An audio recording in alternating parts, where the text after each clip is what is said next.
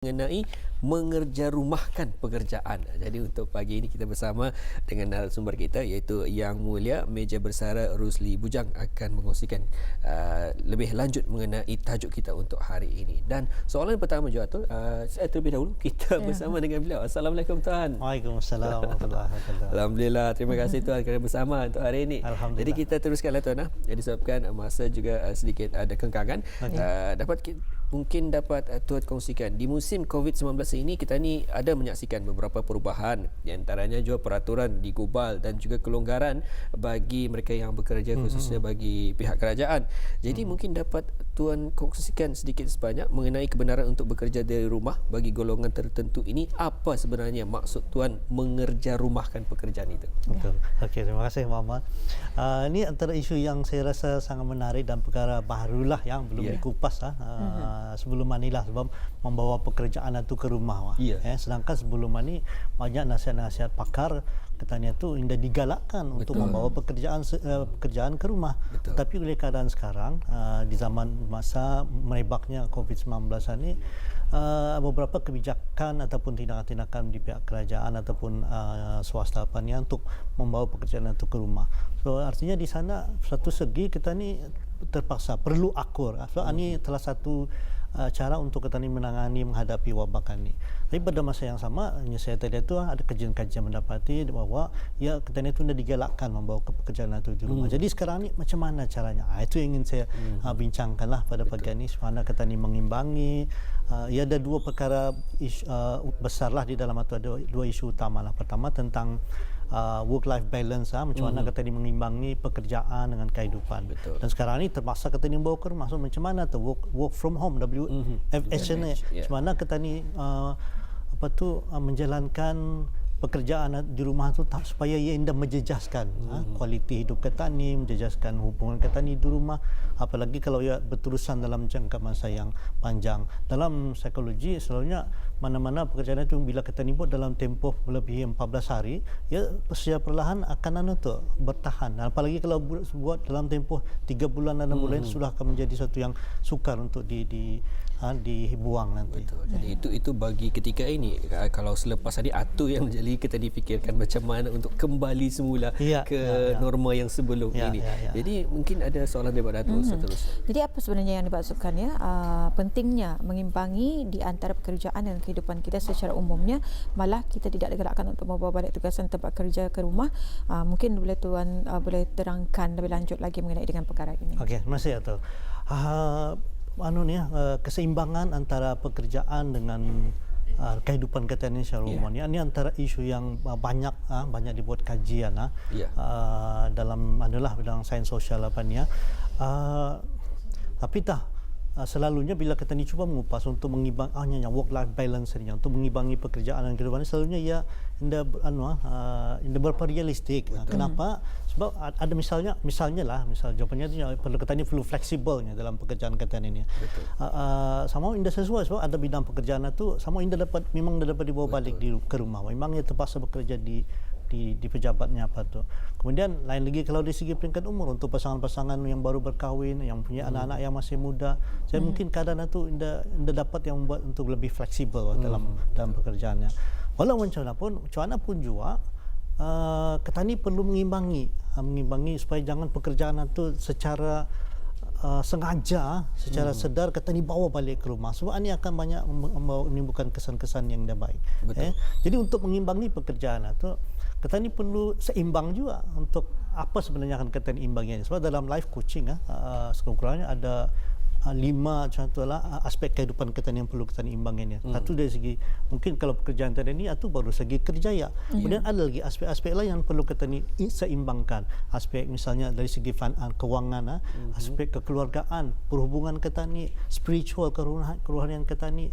So semua ni perlu kita ni seimbangkan. Jadi itu yang maksudnya untuk kalau tadi work life balance ni, untuk mengimbangi pekerjaan dan kehidupan itu bukan cuma satu pekerjaan yang itu kita ni, tapi pekerjaan itu cuma salah satu aspek saja dalam kehidupan kita ni. Ada satu hal yang sebenarnya apa yang berlaku bila kita ni memperkatakan dengan mengimbangi pekerjaan ni ialah dalam masa ini sebenarnya ruminating. Maksudnya ruminating ni ketani membawa balik, mungkin ketani membawa secara fizikal pekerjaan itu, tapi dari segi mental, emosi, ya ketani bawa balik ke rumah. Dan ketani memikirkan semula, ani belum siap, ani tah yang boleh ini, pensiunan yang boleh menjejaskan, boleh menjejaskan tadi aspek-aspek ketani yang lain atau kekeluargaan, perhubungan sama anak-anak apa ni. Jadi so itulah, tapi indah sama kalau ketani itu tadi ruminating ini maksudnya ketani lagi merenung balik, memikirkan sampai menjejaskan maksudnya ini. Tapi kalau ketani setakat memikirkan tentang pekerjaan, tani excited tentang satu projek, itu ndak jadi masalah, jadi kesalahan. Memikirkan ataupun supaya ya, sebab bila ketani terlampau bawa dengan pekerjaan itu, sepatutnya ketani dapat melakukan perkara-perkara yang lebih berharga di rumah atau bila bersama keluarga. Tapi bila ketani terlampau memikirkan pekerjaan, ia boleh menyebabkan tidur ketani boleh terjejas. Bahkan kalau lebih seriusnya, kalau sudah terlampau benar-benar kabar-kabar hati itu berterusan selama 14 hari, 2 minggu, itu yang boleh ada potensi untuk menimbulkan penyakit kardiovaskular, penyakit jantung apa. Kemudian ia boleh menjejaskan executive functioning ketani, fungsi ketani untuk berfikir, untuk membuat keputusan, membuat pertimbangan. Kalau tu terlampau terbawa-bawa terbawa-bawa sampai ke rumah tu tadi. Sesuatu yang perbezaannya tadi lah, ruminating artinya kita terbawa-bawa keadaan di rumah tu, sebab tu stresan ataupun tekanan ia jarang berlaku di tempat kerja, tapi ia berlaku di rumah. Kenapa? Pasal ketani membawa tekanan itu ketani bawa ke rumah. Itu yang bahaya tu, membawa-bawa pekerjaan itu ke rumah. Nah sekarang ini yang ketani terpaksa membawa ke rumah disebabkan keadaan masa. Jadi itu norma yang dahulu, dan sekarang ini Tuan akan dapat juga menerangkan sikit sebanyak macam mana untuk ketani bawa ia di rumah. Jadi ia menjadi satu masalah untuk di dalam rumah. Potensial boleh membawa masalah kepada keluarga dan juga mereka yang berada dalam rumah. Jadi bagaimana untuk mengisolate ataupun menjarakkan daripada ianya boleh beralih kepada mereka yang berada dalam rumah. Cantik soalan itu. So ini yang adalah yang perlu ketani sedari lah, bila ketani sudah di pihak kerajaan, di pihak berkuasa, ketani menghendaki ketani ada setengah-setengah golongannya lah yang perlu melakukan pekerjaan itu di rumah. Jadi ada sekurang-kurangnya 3 hal lah yang ingin saya sentuh lah. Pertama, ketani perlu jelas lah di mana work zone ketani itu di rumah tu. Tempat ketani bekerja itulah. Bukan artinya bila walaupun tadi work from home, tani bekerja di semua kawasan rumah tu. Itu yang akan menjadi kurang baiklah. Artinya ketani mesti menetapkan satu tempat khusus untuk ketani membuat pekerjaan itu. Itu yang pertama. Artinya ketani we have to define the work zone itu di mana ketani melakukan pekerjaan itu selama ketani terpaksa membuat bekerja dari rumah ni. Itu yang pertama. Yang kedua, ini mungkin agak cadinya. Artinya ketani perlu memakai pakaian yang selalu ketani pakai bekerja. Walaupun tani bekerja dari rumah, so tani perlu juga memakai pakaian yang selalu ketani pakai untuk bekerja di rumah. Pasal ni untuk membagi tahu fikiran, aku sedang bekerja pada masa psikologi lah. Secara psikologi. Itu yang kedua. So yang pertama tadi saya bilang tani perlu tahu tani tetapkan di mana tempat tani kerja tu. Yang kedua ketani perlu memakai sebaik-baiknya lah memakai pakaian yang biasa ketani pakai semasa bekerja. Kenapa? Itu adalah faktor-faktor psikologi. So ketani beritahu physical dan mental ketani, aku sedang bekerja pada masa ini. Nanti kadang cukup masanya ia akan perlu bersama keluarganya. So macam itu. Itu yang kedua lah, dan seterusnya yang ketiga, kalau masih jauh lagi atau bila sudah selesai tadi kan tani bekerja tu, artinya cukup masanya. Artinya kalau sudah habis waktu bekerja tu kan, ni pakaian itu kadang tukar. Ini untuk shifting atau peralihan, peralihan daripada bekerja tadi, atau yang perlu kita ni ubah moodnya tu, mood bekerja tadi yang kita ni ubah. Mungkin jadi tukar pakaian, ganti apakah kalau dari misal lagi cantik, kalau dalam berjemaah apa tu, sembahyang berjemaah tu menandakan that's it, kata ni cut off sudah tu semua perhubungan dan bekerjaan. Tapi ini ada setengahnya sampai pukul 7, pukul 8, pukul 9 masih lagi mencek WhatsApp, email apa pekerjaan. Itu yang tu. Boleh, itu yang tadi macam-macam kesannya tu kan, menjejaskan tidurnya terjejas, jantungnya sentiasa memikirkan untuk hari besoknya. Pikirnya ini ada satu hal yang baik ni, aku bekerja yang sentiasa mikir ke rumah. Sebenarnya ia boleh menjejaskan kehidupan perhubungannya di rumah. So itulah tips yang tadilah. Kemudian yang ketiganya tu, kalau juga pasal pekerjaan ini masih terbawa-bawa, masih lagi tadi kan, masih lagi tekanan-tekanan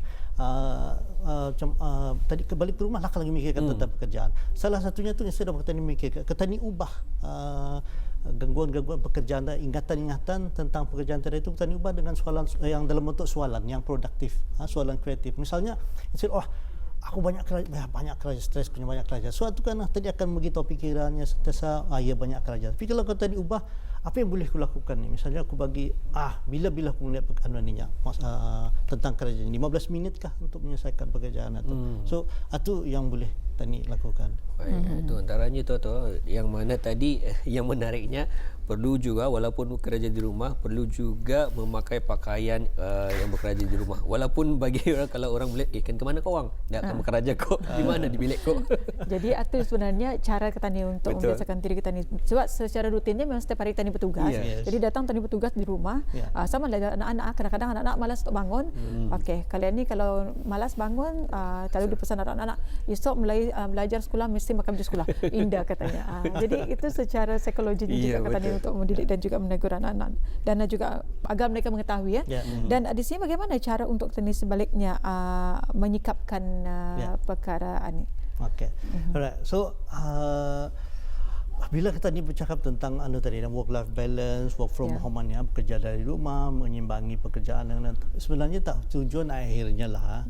Kita ni bekerja, tapi yang selalu kita ni keliru ni, kita ni ingin mau mencapai kebahagiaan dalam kehidupan ni, bahagia, happy dalam hidup apa ni. Ini yang selalu banyak salah ni dalam menyikapi hal-hal macam ni. Contohnya untuk kita ni berjaya, apa yang perlu kita ni? Perlu ada kelulusan, perlu ada harta, dan baru ku berjaya, baru ku bahagianya. Kan?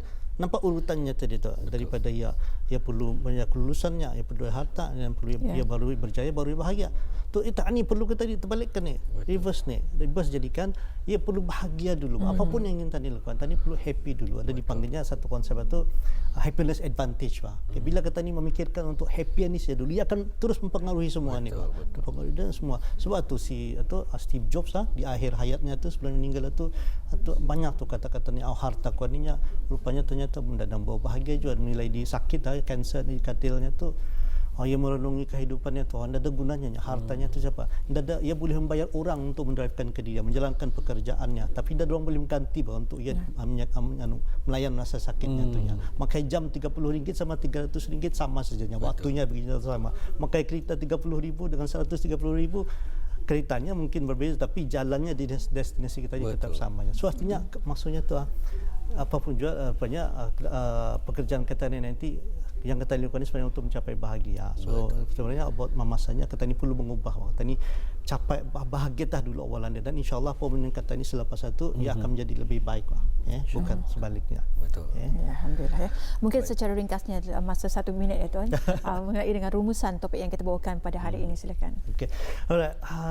Sebenarnya bila kita ni dapat mampu menangani menjalani melakukan pekerjaan di rumah itu dengan baik, dapat membuat boundary istilahnya, psychological boundary. Kalau dapat tani perlu membuatkan sempadannya tu antara pekerjaan dengan di rumah. So kalau kata ini mampu membuat sempadan, itu akan menjejaskan perlahan-lahan menjejaskan kehidupan kita ni. So insyaallah itu yang perlu kita ni lakukanlah, membezakan secara jelas ani pekerjaan, ani yang aspek lain dalam kehidupan tani yang perlu tani layani dengan baik juga. So akhir sekali itu bahawa keseimbangan dalam pekerjaan ini, kehidupan dan pekerjaan walaupun sebenarnya bukan so much dalam realiti kehidupan ini lebih banyak dalam pikiran kita tadi. Kalau kita ni berfikir untuk memperbaiki, untuk bahagia, insyaallah. So pikiran tanah itu yang perlu diluruskan. Alhamdulillah. Demikian tadi penjelasan daripada Tuan Meja Besar Rosli Pujang, iaitu selaku Presiden Perkab Persatuan Kaunseling Brunei Darussalam, dengan penjelasan tajuk yang kita bawakan pada hari ini, iaitu mengerja rumahkan pekerjaan kita. Jadi terima kasih Tuan dengan penjelasan sebentar tadi. Assalamualaikum. Waalaikumsalam.